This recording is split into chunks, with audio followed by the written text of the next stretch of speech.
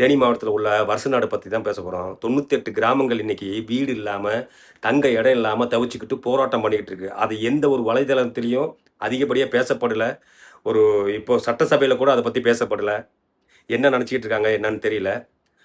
அது எதுக்காகன்னா, இவங்க காட்டை ஆக்கிரமிச்சு வனவிலங்குகள் போகிறதுக்கும், வனவிலங்குகள் வாழறதுக்கும் இவங்க இடையூறாக இருக்காங்களாம், தடை பண்ணுறாங்களாம். எப்பா எப்படியாகப்பட்ட ஒரு அக்கறைடா எப்பா! சரியான அக்கறை.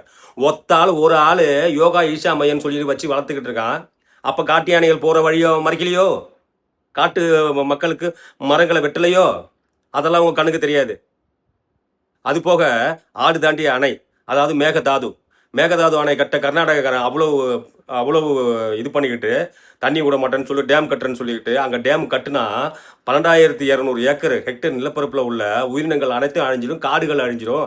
அதில் உலகத்திலே அழியும் தருவாயில் உள்ள உன்னதமான விலங்குகளான சாம்பல் நிற அணிலும் எறும்பு திண்ணிகளும் மற்ற விலங்குகளும் இருக்குது, அது இறந்து போயிடும் அப்படின்னு சமூக ஆர்வலர்கள் சொல்கிறாங்களே, அதுக்கு உங்களோட கன்சர்ன் இல்லையா?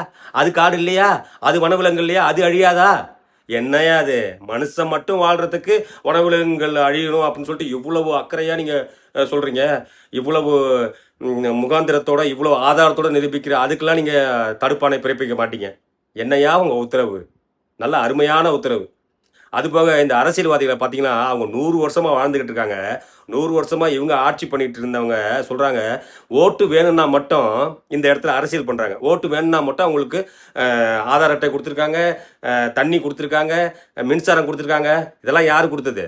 கொடுத்தவங்களே இதை பற்றி சொல்கிறாங்க. ஐயா உங்களுக்கு அரசியல் பண்ணுறதுக்கு ஒரு இடமே இல்லையா ஐயா? முதல்ல மக்களுக்கு வாழ வைங்க. அப்போதான் அவங்கள வச்சு அரசியல் பண்ண முடியும். அதை தெரிஞ்சுக்குங்க.